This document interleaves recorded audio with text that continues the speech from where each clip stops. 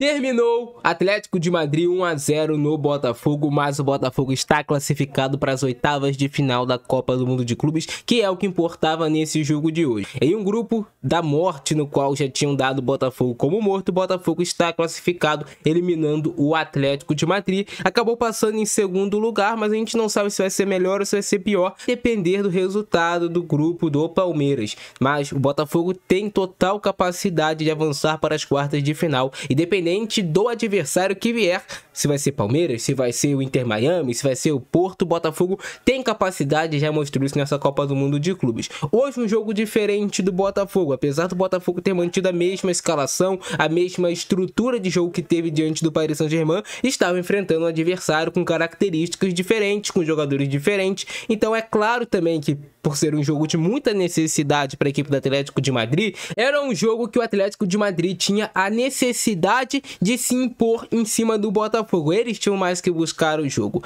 mas o Botafogo fez uma partida que deixou a desejar. No meu modo de ver, o Botafogo poderia ter jogado melhor, até se o técnico Renato Paiva tivesse tido algumas ideias de modificações um pouco antes assim na partida. A gente viu hoje o Montoro entrando muito bem, esse moleque é absurdo. Eu falei aqui quando foi contratado para vocês que o Montoro era um jogador extremamente diferenciado. Eu vou fazer um vídeo específico para ele que vai sair hoje de noite ou amanhã no canal, mas eu vou destacar o Álvaro Montoro para vocês. O moleque entrou muito bem na reta final do jogo, poderia ter marcado gol, prendeu bolas importantes. Tu vê a qualidade técnica diferente que ele tem, que achado do Botafogo, muito jovem e que tem muito futuro aí com a camisa do Glorioso, se Deus quiser. E essa foi a tática utilizada por Botafogo e Atlético de Madrid nesse jogo. Bom, o Botafogo manteve a mesma estrutura jogando nesse 4-3-3. Você tinha o John no gol, você tinha o Vitinho na lateral direita, o Jair e o Alexandre Barbosa formando a dupla de zaga do Botafogo, com o Alex Telles na lateral esquerda, e você tinha aquele tripé de volantes com o Marlon Freitas um pouquinho que mais pelo lado esquerdo,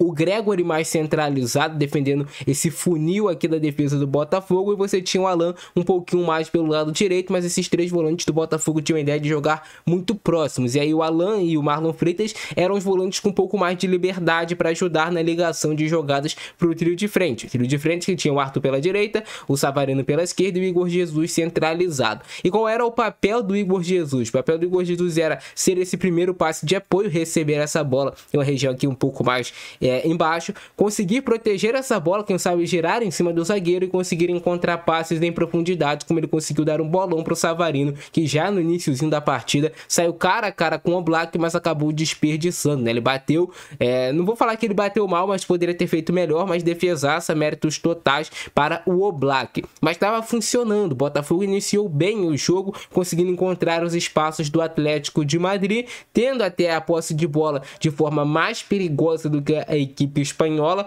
O Botafogo se posicionava no campo de ataque e tinha mais liberdade para jogar, até porque o Atlético de Madrid veio em tese com um posicionamento que era para ser muito ofensivo. E quando você é muito ofensivo, você geralmente deixa espaços, e o Atlético de Madrid deixou espaços mais ali nos primeiros 15, 20 minutos de jogo. Depois o Atlético de Madrid conseguiu se assentar na partida e começou a recuperar a tal da segunda bola, e acabou encurralando muito o Botafogo contra o seu campo de defesa. E o posicionamento do Atlético de Madrid quando estava atacando, você tinha aqui o Galan, que era o lateral esquerdo mais aberto pelo lado esquerdo, você tinha pelo lado direito o Llorente, e aí você tinha o papel do Savarino e do Arthur de acompanhar a subida dos laterais deles, e deixavam só dois atrás, o Lenormand e o Lenglet. Uma diferença em relação ao time do PSG, que trabalhava com um trio aqui atrás, eles deixavam só os dois zagueiros realmente. Então muitas vezes o Igor Jesus ficava contra esses dois zagueiros, e aí claro, é uma diferença de você ter dois contra um, por isso muitas vezes o Igor Jesus não estava conseguindo prender essa bola lá na frente. Até muitas vezes quando o Igor Jesus dominava essa bola e girava, os companheiros demoravam a chegar a dar opções de passe, por isso até o Botafogo deixou de ser perigoso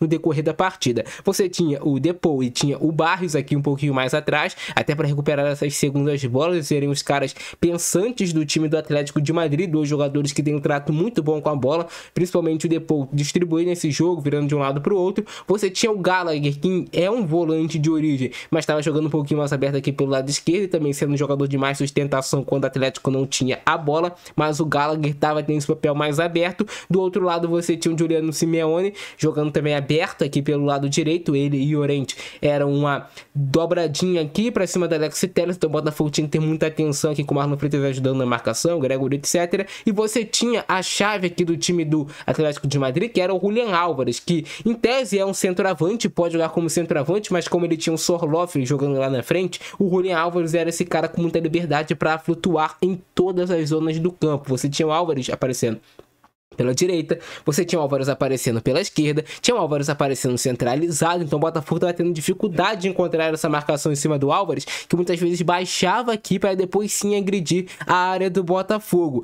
E o Botafogo estava tendo dificuldade de marcar o Julián Álvares, primeiro que é um jogador muito talentoso, um jogador muito habilidoso e é um jogador de extrema movimentação, não guarda a posição, então você tinha que ter muita atenção para não deixar essa bola sobrar sozinha para o Julián Álvares. Sobrou até umas 2 vezes, uma o Alan travou, na outra o Álvares acabou perdendo o gol, mas o Botafogo poderia ter marcado melhor o Julián Álvares. E o Atlético de Madrid fazia o quê? Sabendo que o Botafogo tem uma zaga muito bem postada, estava com 3 volantes, jogar pelo meio era difícil, o funil do Botafogo estava bem protegido. Então o Atlético de Madrid começou a colocar o Depô um pouquinho mais aqui pelo lado direito e tentar, junto com o Simeone, junto com o Llorente, criar situações de cruzamentos para o Sorloth, que é um jogador muito alto, muito forte, muito bom na bola aérea, em cima do Jair, até porque os duelos aéreos contra o Alexander Barbosa são um pouquinho mais difíceis. Por mais que o Jair seja muito alto, o Sorloth estava levando vantagem nesses lances. E aí o Botafogo começou a se complicar e começaram a vir as jogadas mais perigosas para o Atlético de Madrid, quando eles conseguiram encontrar espaço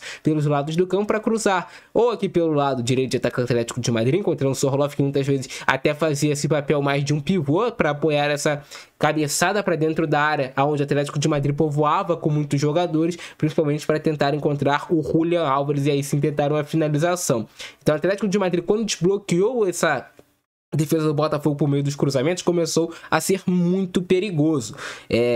E o Botafogo não estava conseguindo mais contra-atacar. Então essa segunda bola batia e voltava para o Atlético de Madrid, batia e voltava para o Atlético de Madrid, e começou a complicar o jogo do Botafogo. Teve até um possível pênalti, mas o juiz marcou falta antes do Sorloth em cima do Jair, porque se não tivesse a falta seria o pênalti do Gregory, uma bola escorada pelo Sorloth que iria para o Julián Álvares. Então o Botafogo deveria ter marcado um pouquinho melhor essas laterais, ter coberto um pouquinho mais essa bola para não dar tanto espaço para cruzamentos para o Atlético de Madrid. No segundo tempo, o Botafogo continuou com a mesma escalação, com o mesmo posicionamento. Quem mudou foi o Atlético de Madrid, que tirou o Gallagher e colocou o Griezmann jogando aqui mais aberto pelo lado direito de princípio, e moveu o Giuliano Simeone para jogar mais em cima do Vitinho. E mais uma vez, a ideia do Atlético de Madrid era não ter o Griezmann como um ponta. Você tinha o Llorente ultrapassando muito, você tinha o Griezmann um pouquinho mais por dentro, mas o Griezmann pisava na área o tempo todo para tentar aproveitar esses cruzamentos. E aí, quando o Atlético de Madrid conseguia adiantar esse time, você tinha Simeone pisando na área, você tinha o Sorloth na área, você tinha o Griezmann e você tinha o Julián Álvares, e ainda tinha os 2 volantes aqui muito próximos, tentando amassar o time do Botafogo contra o seu campo. E funcionou. Até porque o Atlético de Madrid, no iníciozinho do segundo tempo, estava conseguindo levar vantagem em cima do time do Botafogo mais uma vez, por meio desses cruzamentos para a área, dessas triangulações mais curtas, e o Atlético de Madrid era muito perigoso em jogadas ensaiadas de cobranças de falta. Então o Botafogo tinha que ficar muito esperto para não fazer essas faltas próximas à área. O Atlético de Madrid veio com um repertório bem legal de jogadas ensaiadas que estavam gerando perigo ao time do Botafogo. Foram pelo menos umas 3 jogadas de bola parada ensaiada, ou até mesmo de escanteio.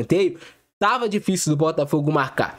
Então o Botafogo cedeu oportunidades para o Atlético de Madrid, que poderia ter feito gol antes dos 87 minutos. O Botafogo sofreu mais nesse jogo do que no jogo contra o PSG. Por mais que o Botafogo tivesse a mesma ideia de marcação, pelo fato de ter um centroavante alto, de ter muitos atacantes, muitos cruzamentos, dificultava esse jogo do Botafogo. E tinha esse cara que depois saiu para a entrada do Koke. O Koke entrou no time, é outro jogador de muita qualidade para virar a bola de um lado para o outro. É um controlador de meio de campo, que foi dificultando o time do Botafogo, que piorou mais ainda, né, quando entrou o Correia. O Correia entrou e aí teve uma mudança. O Griezmann foi jogar aqui mais pelo lado esquerdo, o Correia foi jogar lá mais pelo lado direito, e o Correia começou a levar vantagem em cima do Cuiabano, que tinha entrado. O Cuiabano tinha entrado no time do Botafogo, o Correia estava conseguindo criar algumas situações de maior perigo, e o Botafogo demorou a mexer. O Montoro era para ter entrado antes, a Savarino não estava bem no jogo. Se o moleque tá treinando bem, coloca o Montoro pra jogar, cara. Tanto que o Montoro entrou, começou a prender bola no ataque pro time do Botafogo, começou a ajudar o Igor Jesus, não tinha ninguém ajudando o Igor Jesus, ele entrou prendendo bola, entrou querendo o jogo e tendo muita personalidade, quase marcou um gol o Álvaro Montoro. Mais pra frente ele colocou o Santiago Rodrigues, E também tirou o Alan e colocou o Newton com a ideia de ter mais estatura na área. Ele colocou o Newton para ter mais estatura na área, para ter mais um jogador para ajudar a marcar o Sorloth aqui pelo meio. Mais para frente, o Atlético de Madrid, até quando faz o gol, já tinha tirado o Sorloth de campo, tinha colocado o Samuel Lino, tinha colocado outros jogadores até um pouco mais baixos, mas novamente sai como gol. Bate-rebate aqui no miolo da área, essa bola sobra, muito bate-rebate no funil do Botafogo, poderia ter tentado afastar com um chutão mais para frente essa bola. Bate-rebate, a bola vem aqui do lado, sai o cruzamento do Julián Álvares, com o Griezmann se movimentando na área, aquilo, tem muitos jogadores na área do Atlético de Madrid, você tem o Griezmann se movimentando lá na área, o Álvares faz a jogada de linha de fundo, cruza aqui encontra o Griezmann para marcar o gol. Mas o tempo todo, qual era o perigo do Atlético de Madrid? Jogada de ultrapassagem com o Llorente, com o Javi Galán, com o Julián Álvares flutuando, e aí você conseguia gerar superioridade na área do Botafogo, esses cruzamentos, quando tem muita gente na área, eu já falei, essa bola bate, rebate, sobra para alguém e sai o gol, ou encontra alguém livre, porque tem muita gente na área. E esse foi o maior vacilo do Botafogo. Outro vacilo foi não ter aproveitado melhor os contra-ataques, estava errando muitas transições, defesa para ataque, porque o Atlético de Madrid estava muito exposto, deixava só 2 aqui atrás. O Botafogo afundava muito, então, e estava perdendo esses duelos. O Igor Jesus até ganhava, mas os outros jogadores do Botafogo de meio de campo perdiam muito esses duelos para os jogadores do Atlético de Madrid. Mas o importante foi que o Botafogo passou, se classificou. Vitória do Glorioso, né? Não foi uma vitória em campo, mas foi uma vitória na classificação. O Botafogo avançou para a próxima fase da Copa do Mundo de Clubes. Para quem falou que o Botafogo já estava eliminado, nada de eliminado, o Botafogo classificado e tá vivo. Pode avançar para as quartas, sim. Não duvidem. O Botafogo ganhando o PSG, não duvida mais de nada, irmão. Mais de nada. E pode se desenhar um confronto Botafogo e Palmeiras. Pode se desenhar um Botafogo contra o time do Messi, Inter Miami. Cara, muita coisa pode acontecer ainda. E é isso. Gostaram do vídeo de hoje? Deixa o like, se inscreve no canal e ativa o sininho. Eu fico nessa. Abração do Francesco. É nóis. Fui!